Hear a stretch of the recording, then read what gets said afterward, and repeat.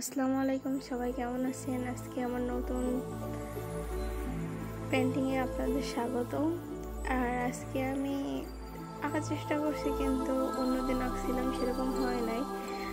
আর যেহেতু আমার কাছে আকাশি কালারটা নাই, তাই অনেক গাঢ় ব্লু কালার দিয়ে আকাশটা করে নিয়েছি। আর আপনারা ভাবতে পারেন এই বোতলটা কেন। এই বোতলটা আমার যেহেতু স্টিক নাই, এই কারণে আমি বোতলটা ইউজ করি। কারণ হাত দিয়ে ভিডিও করতে গেলে অনেক সময় আর্টের দিকে মনোযোগ দিলে আর ভিডিওটা ঠিক মতো করা হয় না, তখন ভিডিওটা দেখতে খারাপ লাগে। এই কারণে বোতলে ধুয়ে নতুন ডিজাইনে ভিডিও করা আর কি।